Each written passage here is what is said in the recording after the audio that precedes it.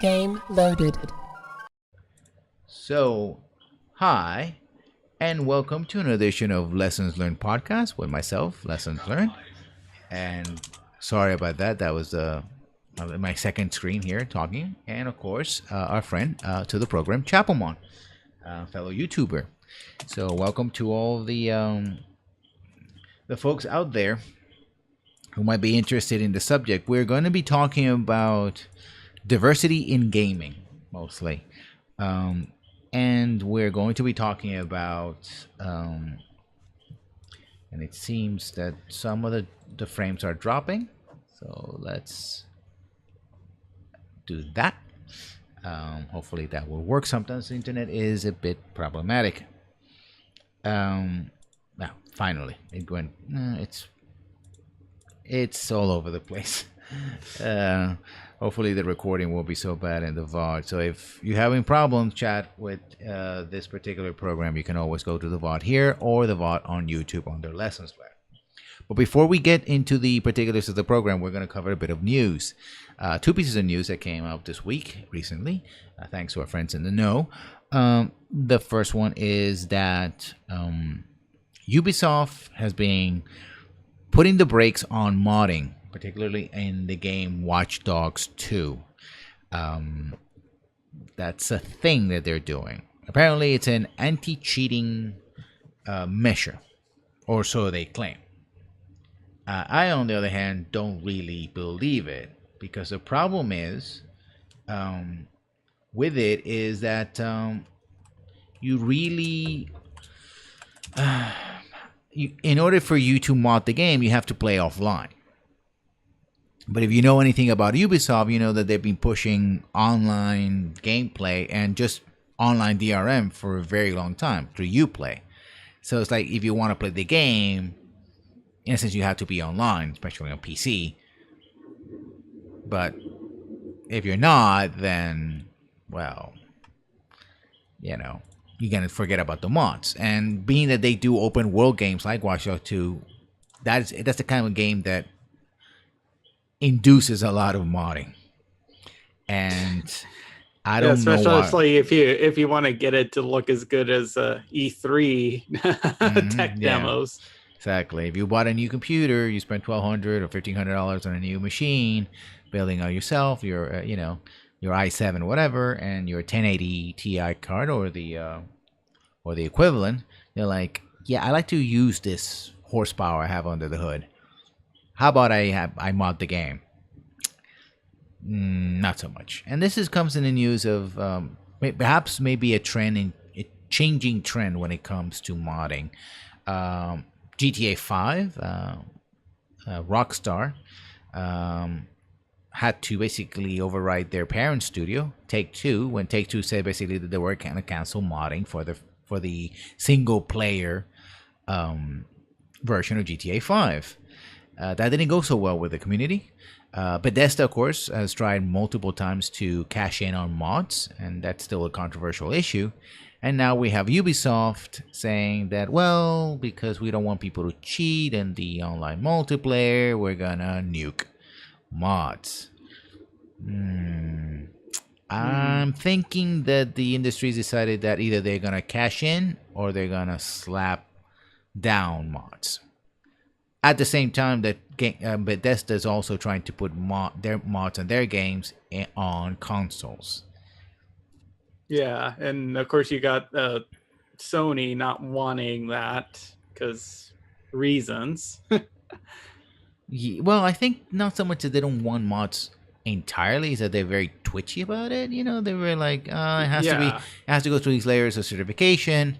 But if you are a watcher of Jimquisition, as I am, he did a recent video this week on the trash that is now on the Sony online store, very similar to the App Store, even Steam. So on one hand, they claim they want to have greater, quality control.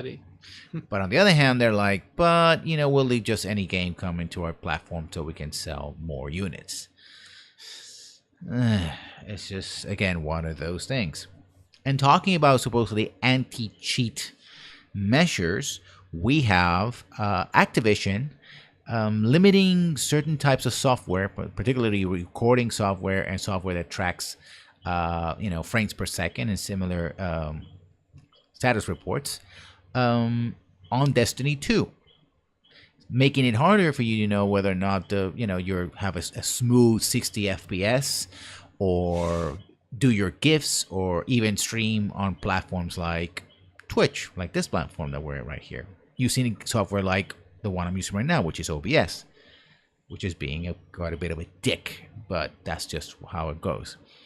And that, of course, has raised the hackles of a lot of people. I wasn't planning to play Destiny 2, but if I was and I wanted to stream it, I use OBS. So how the heck am I supposed to stream it? I guess you have to invite people over to your house and have them look behind your shoulder. Supposedly, again, is because these pieces of software introduce code or alter the code of Destiny 2 in some way. I don't see how. So you basically have to use screen capture, but not cards. And I haven't heard anything about that applying to consoles, though, which have their own, sharing software included in their operating systems. Of course, had they tried to do that, I'm sure that both Sony and Microsoft would have said, "No way in hell," right? Well, particularly Sony. And of course, it goes back to the argument that some studios don't want PC players to be like, where's our 60 frames per second games? The old 30 versus 60 argument. I think for the most part, studios really want to squash that argument. The PC elitists aren't going to let that go. And even then, I don't personally particularly care. 60 frames looks great, but I'll take 30. Yeah, well, I mean, I particularly don't care, but again, that's the thing. It's like, on one hand, they want to squash that argument. On the other hand, especially the hardware manufacturers, whether it's PC or certainly consoles, they want to prove that they have the best hardware.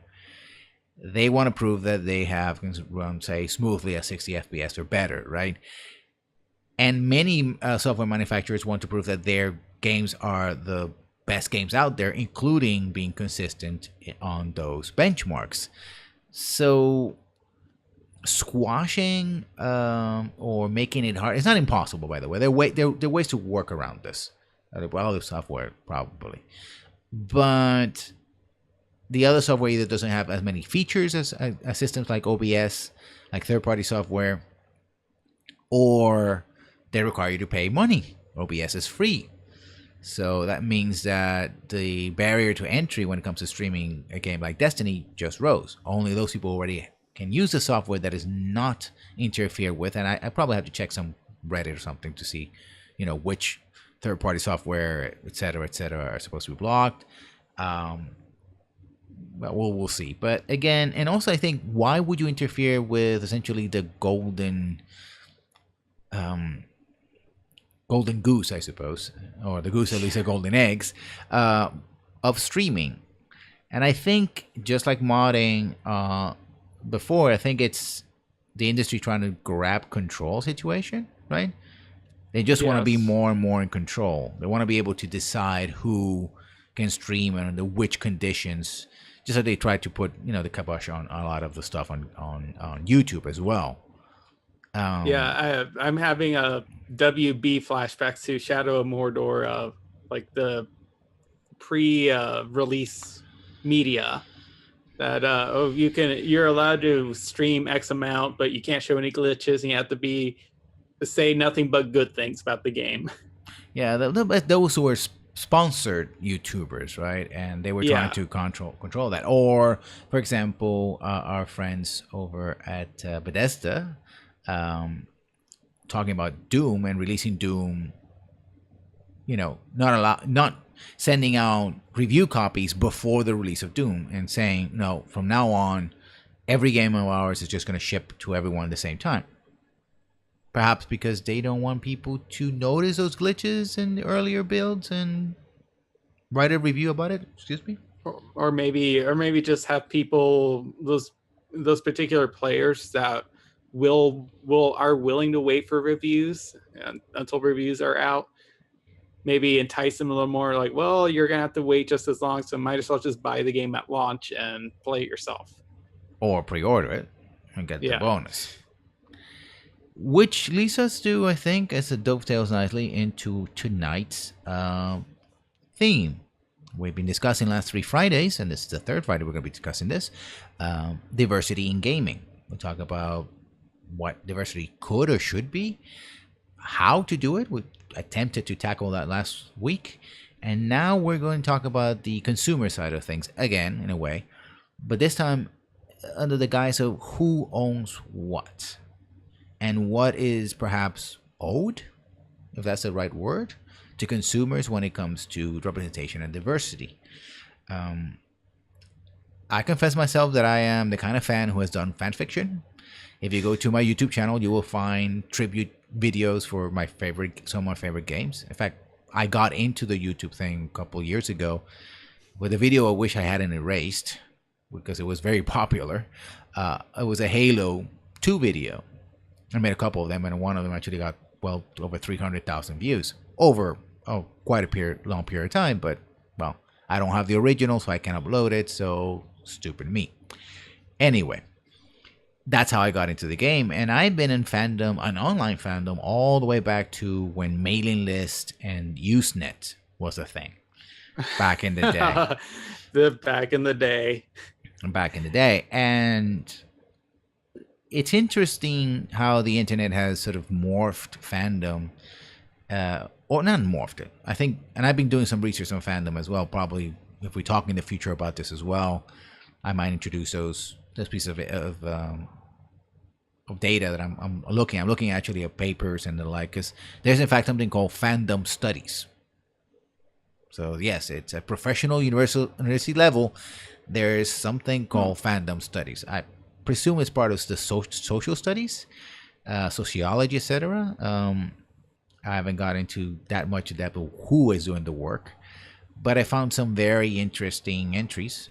You can always Google, academic reviews, peer reviews, and papers and books, and I've been digging through that. So I probably will also do some videos in the future, my channel about that. Now I think we're going to be discussing essentially why people, I guess the question is why people do fanfic, right? Why people do modding, particularly when it comes to diversity. Why people would mod a game so that the gender, or the, not so much gender, but the sexual orientation, it's an archaic term, but it's still being used, of a character be changed. Why people would write a fanfic about a video game character, with a specific pairing in mind, stuff like that. We might use terms like yaoi and yuri and other terms. So if you're familiar with them, well, thank you, chat. /fiction, all that. But what compels people to do that? Now, you might think you know the answer. We might think we know the answer, but we're still going to tackle it nonetheless.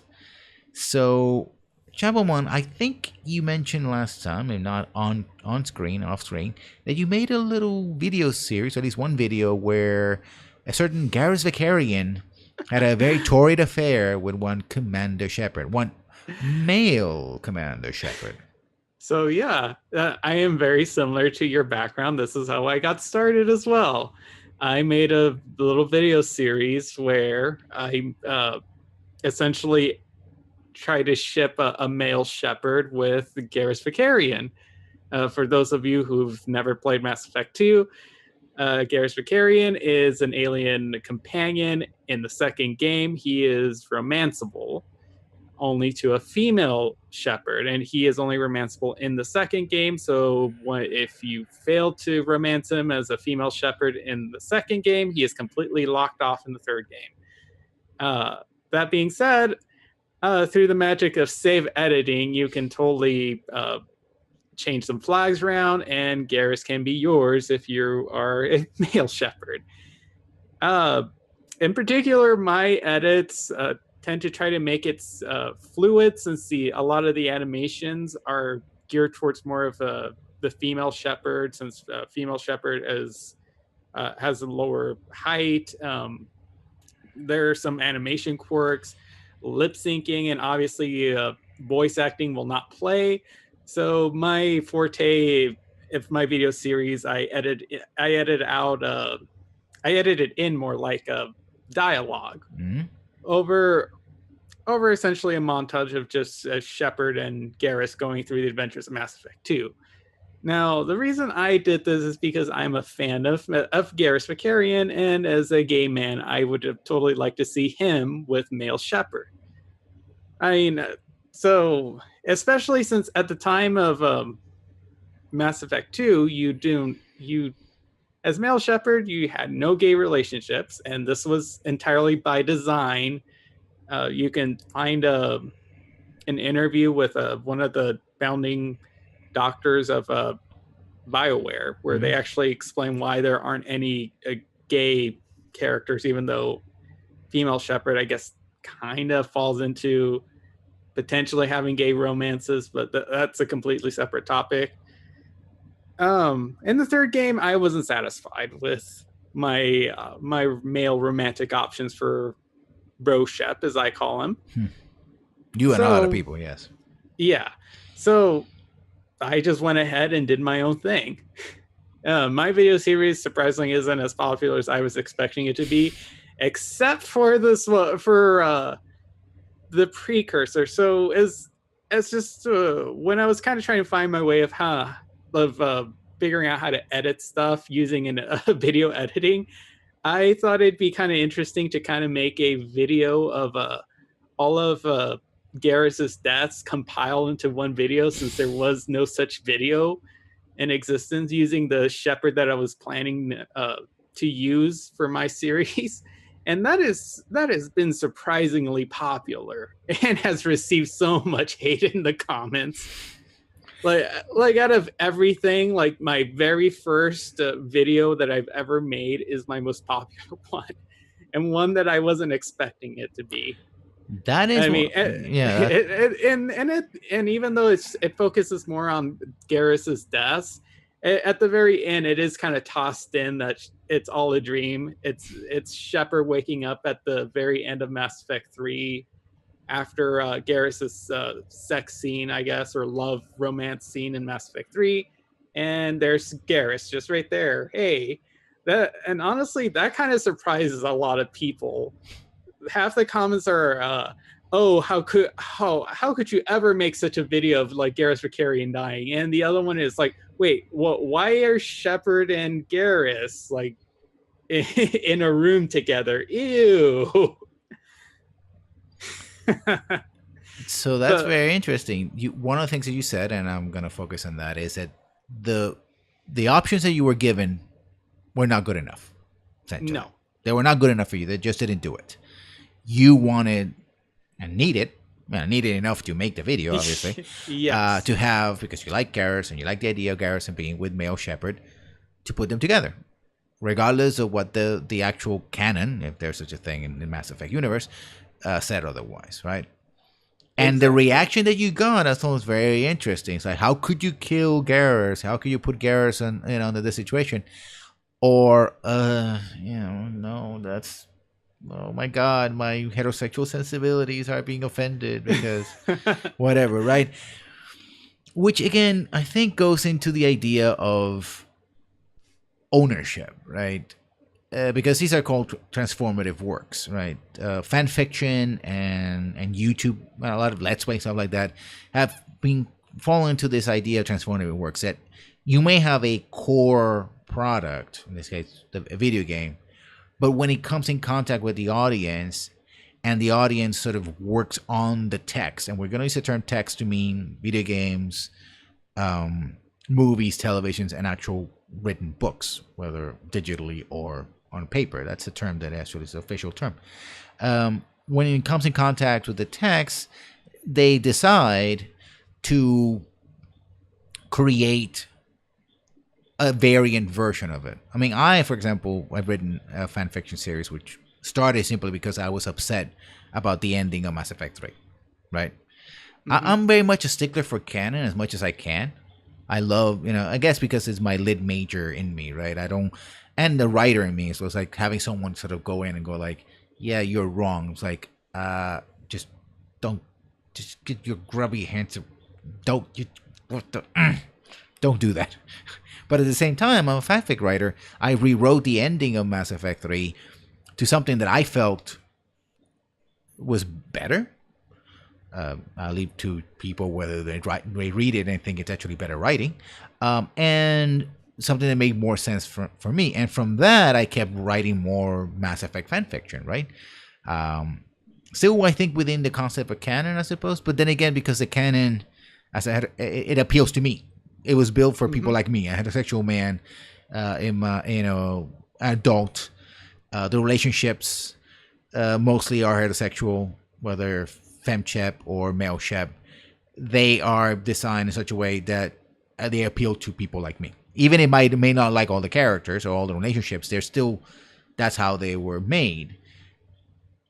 But clearly, as you have pointed out, there is a want and a need for variety. And when people don't get it, they'll create their own version. What you talked about using save files, people actually have modded stuff. Like, I think people have modded Dorian straight in Dragon Age Inquisition. Yeah, that's a little more of a coding thing. Yeah. I'm sure you just manipulate flags.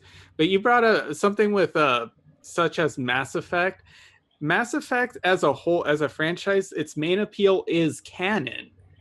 That's one thing why I understand with your fanfic, you're probably trying to stick to the canon as close as possible. And that's actually something I did with my video fanfic as well, is that I didn't change anything else. Like, I didn't change the narrative of my montage. It's still 100% the same game, except that just the difference is that male Shepard is with Garrus Vakarian. That is it. And I didn't change the ending either. I struggle with the ending, and I just decided to kind of leave it a little ambiguous, just as the game designers left it. I kind of left it. I don't know, no one's ever commented on it, but I've mixed both control and synthesis, or not synthesis, screw synthesis. Destroy and control. And control endings. So both scenes kind of play side by side, or their scenes are kind of mixed in, so you can't really tell which ending would be canon aside from not synthesis or not screw you Starbrat. So, but at the very end, you do get the Shepard gasping for breath end. So, I mean, it could be destroyed, but then again, Edie's standing right next to Garrus, so that part I kind of left her interpretation, just because I wanted to keep the, I guess, original vision of possibly letting anyone else who might also want to see a gay Shepard male Garrus romance kind of pick their own ending. Like, what do they want? Yeah. But also, it's a curious thing, and I used the term before, and I'm going to use it again. James bonding. That's a term that came to my mind when I was playing Dragon Age 2. We beaten that horse to death before, and we're summoned the spirit back to beat it once again. One of the reasons I quoted that was because it seemed to me that all the characters that were romanceable were made bisexual for the split purpose of fulfilling, well, not everyone's, because we have asexual people, aromantic people, etc., etc. So it's not going to please everyone. And if you want to post, etc., etc., you can, send me a message that's like, no, there's a term for that. Okay? We're not just the rest. Thank you very much. And to me, it felt like you were, in that sense, became reductive, right? A game that tried to create, in theory, three-dimensional characters. By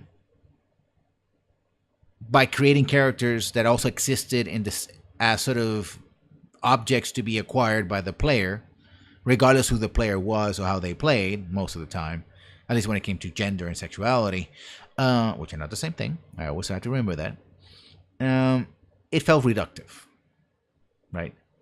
It Yeah. also, but to me, it got me thinking about, okay, diversity in the sense of like, would I feel the same way, or do I feel that way because there's a same sex or homosexual or lesbian and homosexual is a banner for all of this aspect to this? If they're all the characters were heterosexual, right? At least the ones that I want, would I have noticed? And sadly, the answer is that I wouldn't have. Hmm. But that's why I still use the term James Bonding, because it comes from a sort of heterosexual fantasy, right? You know, James Bond, all the men want to be like him, all the women want to be with him, right? Mm-hmm. Regardless of who James Bond is, or how old or young or tall or short, one of the defining characteristics of James Bond is his supposed masculinity, and that masculinity is defined by the ability to conquer beautiful women. You know, to collect these Bond girls. These characters are so two dimensional. They're referred as Bond girls. They're not defined as character name that does this. They're defined by the fact that they're related to James Bond and their conquest by James Bond. Right, and that also brings a question of course, and I think I talked about this before. If for me, if I'm going to get defensive, I'm not going to tell somebody else. I'm going to get defensive about a character's gender, their heterosexuality, because it's important to me that that character be heterosexual, right? And then I go and say, oh, but that character is other than heterosexual, bisexual, homosexual, asexual. I'm going to tweak it so they become heterosexual. Am I being a hypocrite? Am I being, claiming that this is an important aspect of the character, not an all-defining aspect, of course, but an important aspect of the character. But the moment I don't get what I want, I'm willing, if I'm able. I don't have the ability to. My programming skills are very poor. But even if I had them, if I was into modding that much, to change it. So in other words, my claim of wanting, in this case, well, diversity, but not really, because the heteronormative existence, of course, this is purely, theoretical in this sense. Let's be honest. It goes against my own acts, right? So essentially, let's make up a hypothetical example. Say you wanted to romance Samantha Trainer in Mass Effect 3 as a male shepherd. Mm-hmm. Would it be hypocritical of you, as someone who wants more diversity in game, to remove something, say, romance a male shepherd with Samantha? You're essentially removing what makes her diverse to fit your own needs. Is that what you're kind of trying to get to? Yeah, at least one of them, of course, because she is also a person of color and a woman of color. From not a Western society. She seems, she comes from Britain, but her parents are from India. We don't know exactly where. We're not really told. Sort of hinted at, probably central India, northern India, around New Delhi, perhaps. But it does remove one of those things, so it changes it, right? It's the idea of turning what's supposed to be an important and defining, not defined exclusively, defining characteristic into a dial. Like, oh, I don't get what I want, so I can just flip it. But on the other hand, as you mentioned, sometimes our media doesn't give us what we want. Yeah. So, like, to kind of elaborate on your point, as someone who isn't straight, with the issue I have with the Dragon Age 2 characters, a lot of them having this unexplained bisexuality, and this is probably going to sound very like a little bit of like I'm diverse, I guess. So the thing is, we talked about how we should be normalizing, people of color, people of different sexualities and genders. The thing is, though, with something like sexuality, being gay or bi is very not the norm. per se. I think there's a difference between normalizing something to where it's not all that unusual. Like you wouldn't necessarily bat an eye, but there's a complete difference between saying like, oh hey, that's totally okay to be gay or bi, and oh, that's totally common. Oh, how that's not unusual at all. It is unusual. We like people of different sexualities don't make up a very high percentage. Like it's very low single digits. So even for me, someone like say going back to Dragon Age 2, Anders has an explanation, kind of. It's a bad one, in my personal opinion. He has a very bad explanation as to why he's bisexual in that game. Yeah, but at least he has one. Isabella, she displayed some bisexuality uh, traits before, and she's a whore. Let's be nice. She's a slut. There's nothing wrong with that. So she kind of fits in her character, trying to find pleasure wherever, kind of like Zevran in the first Dragon Age. Mm-hmm. Although with him, I kind of have some issue because he does say that oh yeah, I've learned to take pleasure in wherever, but I do prefer women over men more. And yet that's not brought up if you romance them as a male. Like, oh, is it okay if we have like an open relationship or something? But going back to the topic, with the now I'm spacing the name, Meryl and Fenris. Like no explanation whatsoever. Like it's never brought up. It's like, oh Hawk, I'll take you. I mean, even if it was something like, oh, I'm so pathetic and lonely enough that I will hook up with you with no matter whoever wants me, regardless of gender. That's an explanation. Terrible, but at least that's in about why they're bisexual. With character player driven characters, like say Commander Shepard, I don't have so much of a problem with it, except for male Shepard, because it goes back to the whole behind the scenes thing where they intended him to be a straight character, and all of a sudden he's just magically a bisexual character in the third game, with not so much of as a line about why he's suddenly like this. So that's why that kind of bothers me a bit more. Not so much with FemShep. Like she had it's not exactly a lesbian relationship, but she can hook up with blue alien women, and she also has Kelly Chambers in the third game, or in the second game. Yeah, and you could technically hit on Jack as well, I believe, because I think I once accidentally did that, and then Jack just kind of got pissy and wouldn't talk to me ever again. Talking about Jack, that's very interesting. Well, first of all, let's go back to Commander Shepard, because there is a thing about, representing the player, and we talked about this, in the sort of creating characters discussion. I believe it was last week, or the first week we opened with this series. One could argue is like, okay, I'm going to make a character, and this character is going to be whatever. But if the character is not presented with opportunities to express themselves, or the opportunities are sort of these minor side characters again, it's like, oh, this person in the corner over there, yeah, that's the ticket, not a main character. Then it feels like, well, I'm not equally represented. I'm not, I'm being dismissed. I'm putting it to the side. It's like, oh, the important people, they fit this category. You other people can just go on the corner over there and have your little thing over there, right? But at the same time, I think that's the argument I was with Caden, for example, is if I'm creating a character, and part of that character, what are the characteristics, is their gender as well, their sexuality. Again, they're not the same thing. I'm going to die saying that, but that's true.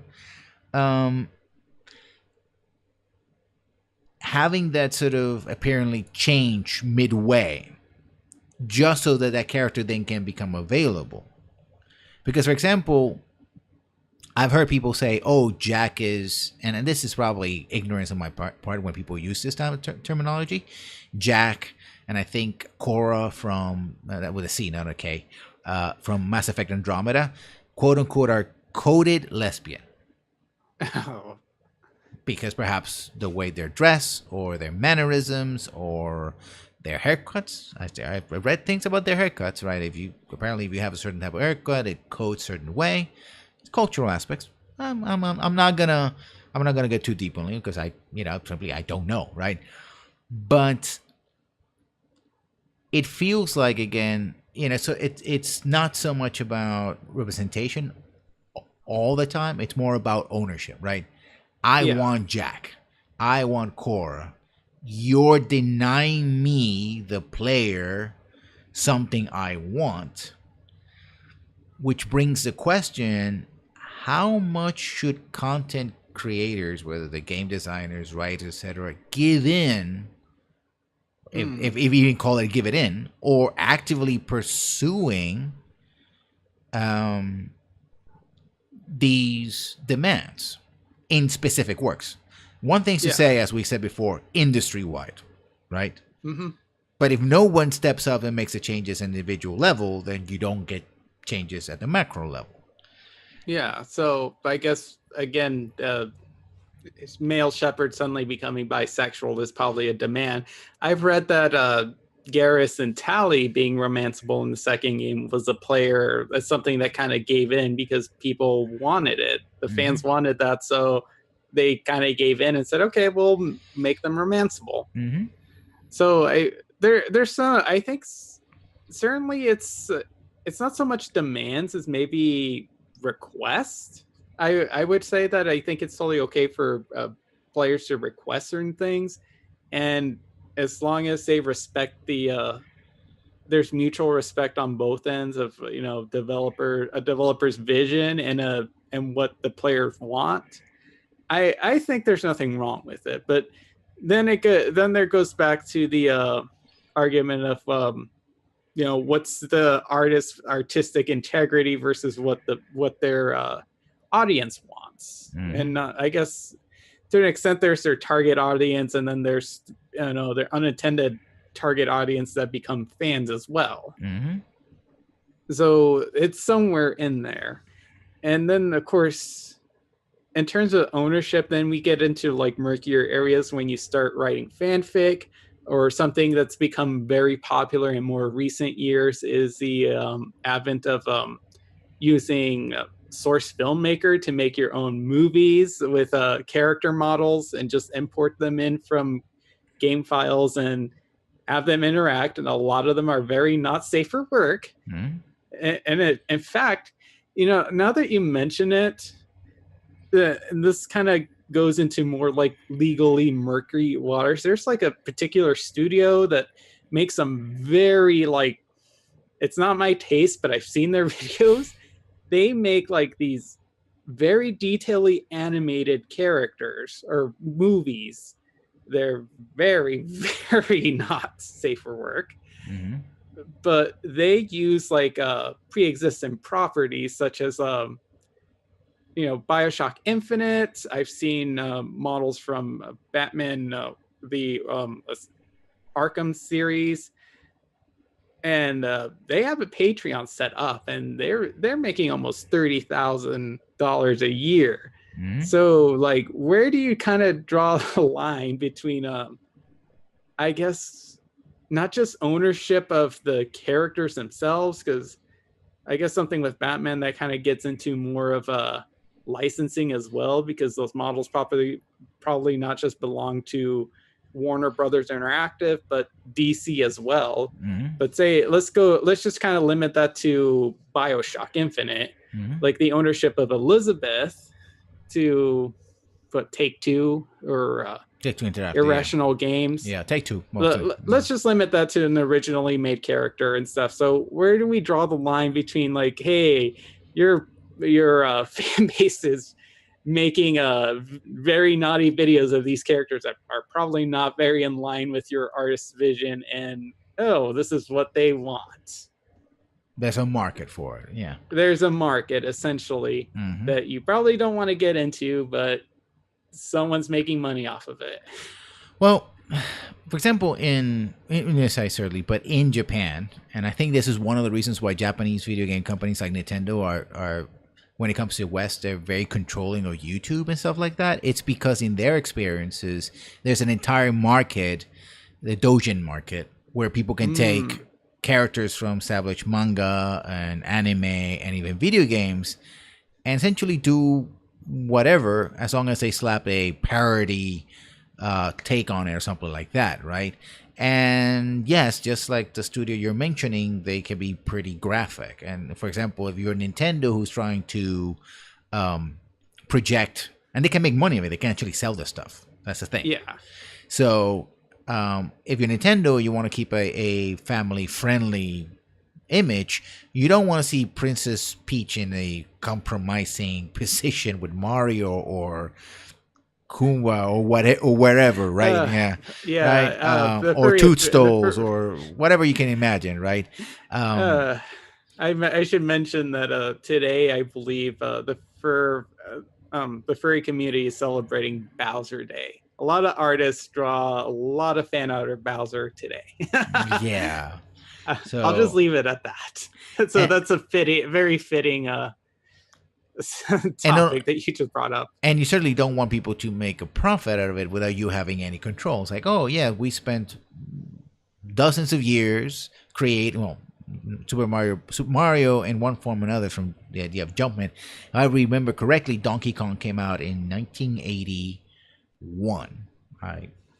Because I was making a video about the history of video games, arcade games in 1980s, and that's one of the files I used.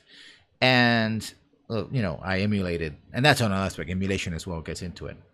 It wasn't for profit. I don't put advertising in those kind of videos, but and YouTube wouldn't stand for it anyway. But from the start, Mario has been a feature of Nintendo since it was Jumpman, right? So we're talking about dozens, hundreds, perhaps thousands of people working on that franchise. Nintendo investing and getting millions of dollars out of the franchise in the multiplicity of games. You wouldn't want that to then, unless you actually sell the character, to someone go like, oh, we're going to make a very explicit video about Mario doing this and that, and we're going to sell it. And even if it might be a small market, we're still going to make significant amount of money, right? And I think when that transfer over to the States, when they started seeing, streaming and YouTube channels, which include not only doing Let's Plays, but doing stuff that we talked about here, they say, you know what? We need to have some measure of control. My guess is that they have gone overboard in order to guarantee that nobody steps over the line, so to speak, the way that it could be seen can be done in Japan, right? But I use the term demands because I've seen a lot of this language in media, and I've seen very angry reactions from different fandoms, including the always regrettable and facepalm inducing death threats. Now, normally they're associated with the white middle class 20 to 40 something player who doesn't like the fact that this character, there's a new female lead in a video game, or that maybe there is a gay option for a character, something like that, right? They get angry about it. But I still want to understand, and I don't think we'll be able to talk about this in such a way that we can get anywhere this is, but I really want to introduce the subject nonetheless, get people thinking about it. What propels people to think of these characters and the franchises and the products as being so much their own, and they identify so strongly with it that they feel attacked when these changes are made, right? They feel like they're because I feel if you read between the lines to a lot of these complaints, and people say, oh, they're childish, whatever. Maybe, probably they are, and the language is usually not the most educated language or the most well-structured arguments, if they actually make any arguments at all. But it comes from a place of, I would say, fear, almost. Like they're being left behind. Like they're not being catered to. I use the term entitlement has been thrown around a lot as well, which leads to people maybe not about ownership, but what exactly are you entitled to? And what's the sort of the contract, not the financial one, even the legal one, but sort of the social contract between the creator and the audience? Because going back to games like Mass Effect, one of the inherent and explicit promises was that it was yours, the player's story. Yeah. Your decisions matters. You can create your own shepherd. You can romance certain people. You can, leave them behind or kill them or whatever, etc. Does that create a sense of entitlement, and justifiable perhaps on the part of the audience? I mean, we kind of saw that with the ending controversy back in the day, with everyone in the media pretty much calling players entitled. Where I would draw the difference between that and what you mentioned is that we were kind of sold on this idea by the studio that your options would matter, and we were specifically told, oh yeah, you will not get these ABC endings, as the quote went. You are going to get very different and detailed endings depending on your choices throughout the series, which didn't happen. Mm-hmm. So I think in that sense, like, the players were definitely, that social contract wasn't fulfilled on the end of the developer. Mm-hmm. So when it comes to where the other way around is, sorry,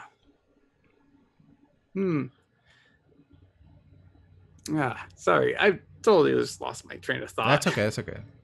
So, well, we got that part where that's probably one way where it's not being fulfilled as a gameplay promise, and in a way a story, because a lot of us didn't feel that our personal shepherds, because this is our own character, whether we make up our own headcanon for them or whether we put ourselves in those boots, we didn't feel like we got the ending we deserved. So, but at the same time, at what point do we accept what the artist or the developer was trying to go for? Like, say we didn't even get that entire ending that we got. Say we got something completely different that was maybe more to what we were promised. What's to say that wouldn't have worked out, and maybe we would have ended I guess in a sense ended up wanting something similar to what we originally got. Well, talk about the language and the ending. There was the retake movement. Retaking implies that it's sort of they owned it in the first place, right? I mean, there's a difference between, say, owning a physical copy of a media, or even a digital copy, although digital ownership is not really a thing. I mean, people think they own games and they're being sold games. In fact, what they own is the rights to the experience as opposed to access to it. From a legal point of view, at least that's the current line that most software developers have. That they give you a license to use their software, not, in fact, ownership. We are, as individuals and even as groups, owners of our own experience and our own emotions, certainly. So there's that. But when you use language, and I have to commit myself that I was sympathetic and even identify myself as part of the retake movement. I was so angry. Too. I was so angry, right? It's like, oh, you betrayed me, right? It's like, wait, I'm not gonna give the whole artistic integrity statement a pass, because it felt like a dodge, right? It felt like, oh, we can do whatever we want.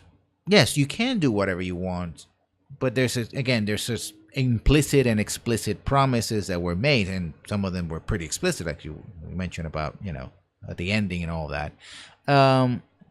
And also we expect a certain level of quality, and for a lot of us, what we got didn't measure up to what we seen up to that point. Of course, quantifying quality is basically almost based on opinion. And more so than that, I think that the discussion, because we keep talking about it in this podcast, and I've been in forums and Facebook and other places, and the ending keeps coming up again. What people have sort of, and I made a video about this, just in case you can check it out on my YouTube channel, uh, um, is that people are more defensive of their emotional position of their game and their experience. They're defending how they felt or how they feel about Mass Effect rather than the actual merits, pro or con, of the game itself, particularly the ending. So that critical analysis has sort of gone out the window because we have these two entrenched, more or less entrenched groups, pro and for and against, and now they're debating emotional connections and emotional identity. Like, I'm pro ending because this is what I feel the game should have been about, etc., etc. Or I felt the ending was bad because I thought that this game was this and this and this, right? But we're not really talking about the merits of the product itself. We haven't been discussing that in a very long time, in years. We're defending our emotional connection to the product. You bring up a very good point. So I think to elaborate on that, I think a lot of the sense of ownership comes from, I guess, audience engagement. Because in a way, if you think about it, with Mass Effect, the fans are the thing that made it popular. If say this franchise never got as popular as it was, never got a sequel, would anybody have cared that about any of these characters? Or would even BioWare care, say, if people made fanfic or just started taking these characters and putting them in whatever? Which I think also brings another point, is that especially in the modern day video game business model, creating, and in media in general, but particularly in video games, creating hype, creating that sense of engagement as soon as possible and for as long as possible, it's the way video games, especially AAA games, are being marketed. Look at this great graphic. Look at this great, trailer. Look at all the feels. Look at all the colors. Look at all the things. We're appealing to this. We're appealing to that, right? But you're an important aspect to shaping this world, our world that we created. You're having an impact because you're a fan, or you're the hero of this game. You're making this game your own. I see. There we go. Like, I see what you're saying, but then this, does that encourage again that sort of sense of ownership? I mean, for example, I've heard stories about No Man's Sky. It's like, the huge fandom that was created by No Man's Sky, but there was no sky for no man to be in it for years before people got invested on it. People got invested on the idea of No Man's Sky. Yeah, I never understood that, because I remember hearing people talking about this game. I'm like, well, oh wow, like, what is this game everyone's talking about? And I saw the very sliver that was out was just a few images and just some articles talking about that. I'm like, why are people getting so excited like this game already came out? Like, I couldn't understand that. But but in a way, like, I think this might be something of a cultural shift in maybe video game fandoms that we might start seeing. Actually, not just in video games, but in kind of all fandoms in general. You got your TV show fandoms and your book fandoms that with the advent of social media and the internet, the fans are a lot more connected with each other, and not just with each other, but the creators themselves. Because if you think about it, before you had like maybe small forums in the early days of the internet, or you had a mailing list or magazine just dedicated to TV shows. So, like, you had to write in order to communicate with other fans, or fanzines, as I believe they were called back in the day. That's nice, yeah. And or if you were lucky to live in a big enough town, maybe even have like a group or a club that meets up every once in a while, talk about whatever you're into. But now you actually have the option of, writing stories, because I'm sure people have written fanfics for as long as possible. But now you have the capabilities of sharing this with the entire world in the blink of an eye, or talking to the creators of whatever you'd like, and maybe even having some sort of influence on whatever is being curated. Think about probably a bad example would be 50 Shades of Grey. Like, for my understanding, that began as a fanfic to Twilight. Change a couple names and ta-da, it became its own thing now. So in a way, you can kind of say that it's creating, it's sparking creativity in people, or maybe even creating ideas. But at that point, like, where do you draw the line, especially with something like that? Obviously, she wouldn't be able to publish and make money off of something like a fanfic, or have her own franchise based on Twilight. But Amazon actually sells fanfic with their self-publishing thing. Yeah, you can. It's very specific.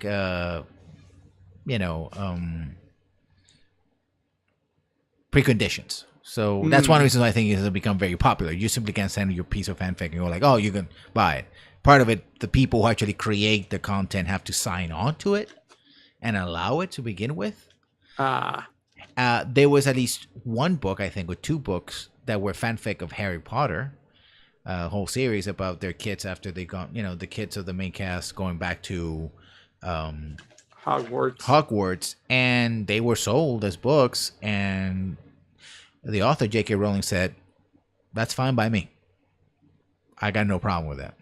Of course, she also then created The Cursed Child and her own stories about what was going to happen. So clearly, she still has essentially control over that. And her word is canon, I suppose, for a given value of that word. But also, I think the ability of creators to reach out to the audience is also very important. And there's also something else that, because of the intensity of aspects of fandom, it's very easy to come to believe that a particular group is far larger and far more important than the entirety of the people who are the consumers of the product. The hardcore fans. Yeah, the people who will spend time in forums, who will, write fan fiction, the people who will create videos, are people who are really dedicated to the product. We, when I call myself, we already said this, we have a particular connection with a narrative, with a text. That term comes again. And that's what we're willing to do. If we didn't have that connection, then we wouldn't care. We wouldn't spend, it's like, okay, I have Ghostbusters. You might like Ghostbusters, but I just watched the movies and we're fine and whatever, right? Star Wars, etc. I mean, it has to be something you're strongly connected with. And while trying to do a bit of fan service, I think it's fine. It can get to the point, and this is a term I heard, and kudos, I tip my hat to, again, Adam Koebel, designer, one of the designers of the award-winning tabletop RPG Dungeon World. Take a shot. Because he came with the term, at least I heard it from him first. Maybe he didn't come up with it. Fan jobbing. Right? Where it's not simply a matter of fan service, it's fan service that resembles more a sexual act than anything else, right? It's such a targeted and extensive fan service that it tends to sort of exclude other people, especially people who are just, regular consumers. Like, I always said this, the number of people that consume any one product will always be larger overall, even by a factor of one, like one person, bigger than the actual fan base, whatever that fan base might be. When you start doing exclusive fan service, two things tend to happen. You tend to disregard people who might just be the casual users, but are willing to spend at least a minimum amount of money, buy your game, maybe buy a DLC, etc. They don't buy the the tie novels or the other secondary games, I think, but they'll buy their main game, etc. I'm like, well, this is getting too niche for me. I'm gonna move somewhere else. But it also tends to divide the fan base as well because we did talk about wanting and needing different things, right? Mm-hmm. Depending who you are, right? And we talk about representation based on color and on race and ethnicity and gender and sexuality and age. And once you start focusing on trying to give one group a thing, if for example you are let's talk about shipping, you're a shepherd garage shipper, and I give you what you want, and there's people actually who are tallymancers, right? People who like Tally and Garrus. They exist. I'm one of them. They're like, oh, you're not giving me what I want. You're getting what you want, but I'm not getting what I want. And the congregation said, well, we went to the forums, right? And we did surveys, and people said they wanted more Shepherd and more Vicarian. So we gave them that, right? I mean, playing Andromeda, I noticed a couple of things. And one of the things was that it was done during the project starts during the time of the original Mass Effect, between Mass Effect and Mass Effect 2. And that was done because Casey, I believe it was Casey Hudson originally, was still part of the project at the time. He did surveys. He went to the fans and said, "No, we sort of want a sequel. We want more, want it to be linked to the original." So he did that. But when I played the game, it just didn't make any sense. The whole idea of going to a new galaxy kind of, to me, suggested they wanted a clean break. Yet here you have Liara saying, no, oh, thank you for contacting me, et cetera, et cetera. Yeah. Or having a model of the SR2. It's like, but when exactly was the ship launch? Was the SR2 there? Which means that, but it wasn't in Mass Effect 3, which means Shepard was working with Cerberus. And why would that ship then be in a human ship that's going to be 600 years and God knows how many light years removed from the galaxy? Why? And I think I saw some things with that is I think I saw Garrus's father has a cameo in the game at some point, and then of course the big thing that I thought was weird was Joel, the Angorian character, romance options suddenly becoming bisexual in the patch, even though there's a female, they give the explanation that, oh, their race is gender fluid, but then there's a female male only romance, and how come she wasn't gender fluid? Yeah, and there's another aspect is you even get asked in the opening of the game whether Commander Shepard was male or female. I'm like, why would you ask me that? It's not like Dragon Age Inquisition where, you're gonna, supposedly the events of past games, establish the world because we're still in the same world. I assume it's just so they can refer to Shepard as a he or she as you wish, as opposed to just, Commander Shepard or just having to say the word Shepard really awkwardly when he or she would do better. I suppose. But again, and it'd be awkward if they just called them they. Yeah, but again, I don't, again, you're 600 years removed. I suppose you can refer to Shepard as a historical figure, but you can do Shepard. I mean, in the games, they just call whoever Shepard is Shepard. Yeah. Right? So, unless it's something very specific, someone's coming like Miranda saying, he or she saved the galaxy, et cetera, in a very specific speech. But that's one of the reasons why they use the term Shepard. Then you can never use the first name because they want to refer to Shepard as Shepard regardless of who they are, right? So referring to Shepard as a historic figure was just Shepard, right? But it felt more like, oh, remember, this is a Mass Effect game, and remember that you had your Shepard and your Sheep Blue. Remember him? He was there, and so you can remember him. And like, you're doing that as a form of fan service. It's not entirely detrimental, I suppose. And I heard hints it has something to do with the actual ending of the game. Maybe something Liara says. It could have been again somebody who headcanoned that, and I took it as something that actually happens in game. That's one of the things that happened with fandom as well. Is that stuff that people create can seem almost as good or as realistic as what's in the actual product, or fitting in the product, I should say, in the style of the product. But to me, it was like you're making these references for fan service, right?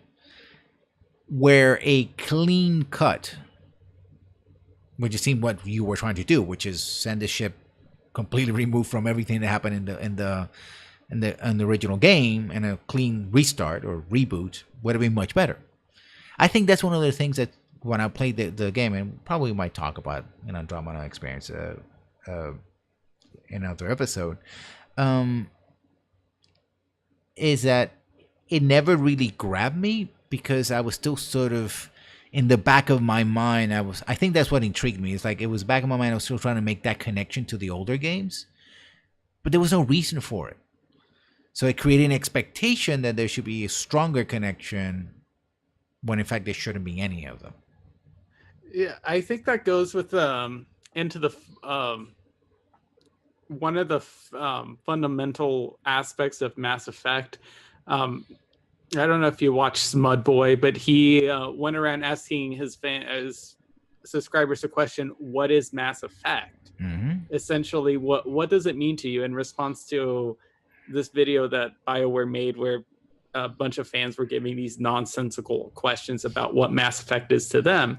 And I think the main thing that comes up is the dialogue wheel and the sense of continuity, like story engagement essentially is the major feature of the Mass Effect franchise. So in a way, I understand why you have that in the back of your head, is because that's a principle of Mass Effect, is this concept of continuity.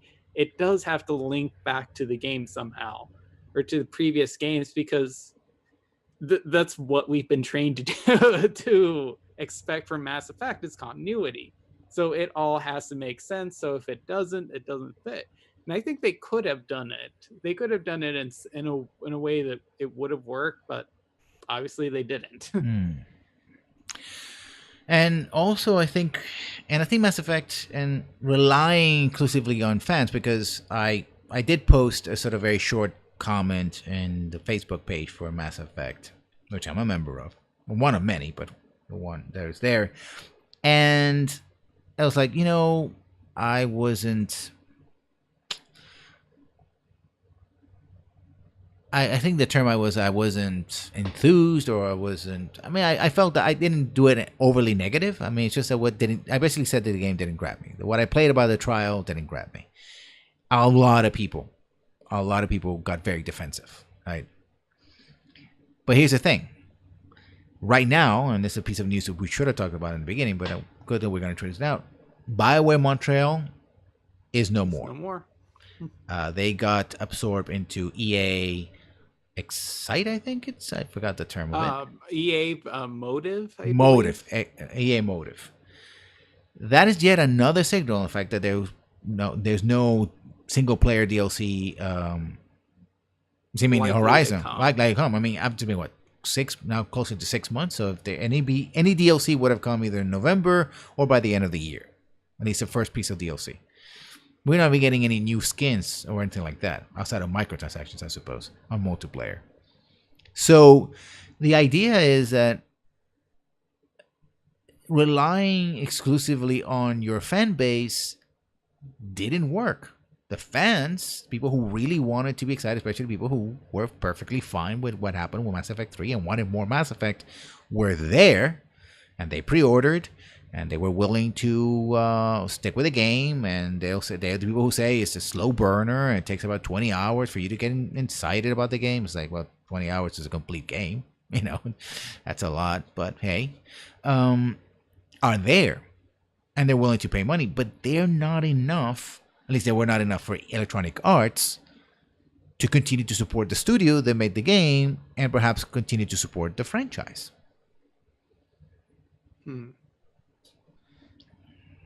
It's a sad thing, because I'm sure it had its fans. I've seen like really fantastic fan art for it. Oh Like, yeah, there's their fans, right? But yeah, again, especially with the new characters, but it's not as prevalent, nowhere near as prevalent as the original trilogy. because I guess it didn't, the reach of it beyond the fans wasn't enough. People who were not as invested said, "Oh, it's another Mass Effect game. It's a good sci-fi RPG." They looked at it and went like, "It doesn't have what I want." I suppose again, which goes to wants and needs.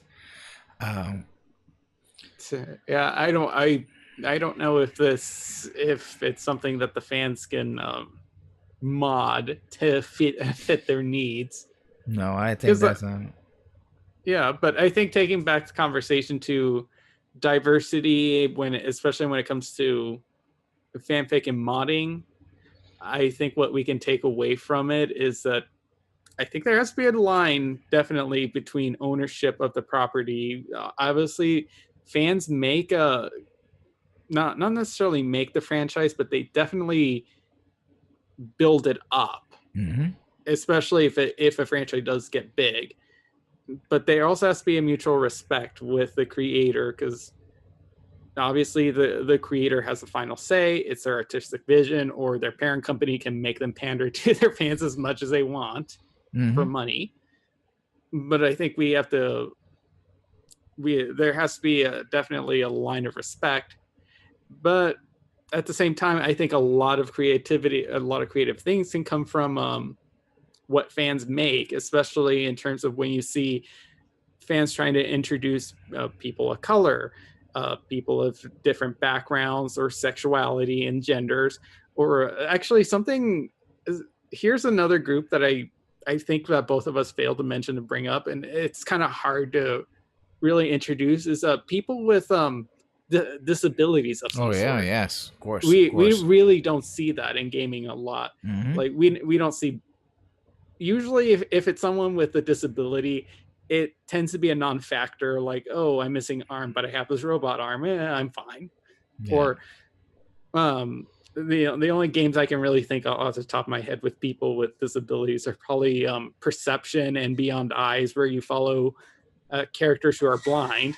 mm-hmm. Two very different genres. I think one is a horror game, the other one's more of a walking simulator with a blind little girl Mm-hmm. and how she perceives the world through not being able to see. Uh, Completely different, but there's another group of people we usually don't see too often That's in true. That's gaming. true.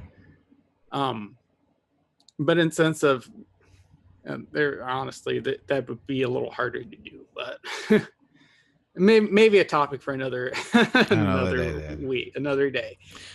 Well, But essentially, what I'm trying to get to is I believe that in a way, developers can learn a lot from fanfic and what people do want, and not necessarily. It's hard to say. Like, I want to say they don't want to necessarily pander to their fans, because obviously, as a developer and as in terms of business, you do have to understand who your audience is and what they want. mm-hmm. But at the same time, I don't think it should ever be at the cost of diversity. True. True. Well, we come on to past the hour. I thought it was going to be a bit shorter. Oh, sorry. I hit my knee there. And it's been a very interesting conversation. I don't know what we're going to be talking about next week, but we sure come up with a subject, and we have an entire week to think about that. If you want to see any of us, you can see us here on Twitch, either Chapamon or I think Chapamon, you have a series that you've been streaming recently. Is that correct? Yeah, I've been streaming Shyness, the Lightning Kingdom, the RPG kind of. It's a strange hybrid of traditional RPGs, but the combat is more beat 'em up in terms of when you get into an encounter. It's a kind of a goofy game, but I've been enjoying it. And you're going to find him as well on YouTube on the Chapamon. You can find me here on Twitch. We're going to be here every Friday, and hopefully I'll be streaming more games during the week. And of course, you can find my videos, my VODs of this on Twitch, as well other discussions on YouTube under lessons learned. So thank you everybody for being here. If you have any ideas or suggestions, you can always drop them on the chat or on the VOD, as well as on YouTube, and also on Twitter. You can find me on the Rafa Writer, just one word. So I'd like to thank Chapamon, our co-host, for being with us tonight yet again. And I'd like to sign out. So if you like this or any video on my channel or on our channels, please comment and subscribe, and we shall see you when we see you. Good night, everyone.